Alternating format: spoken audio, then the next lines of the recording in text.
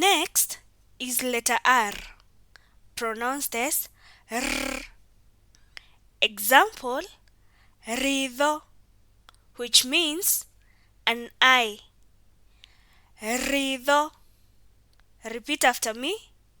Ritho is letter T.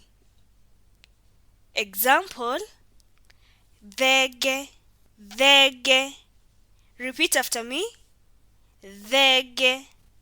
Next is letter U. Note, this is U without the tilde. Example, uthi, which means sewing thread.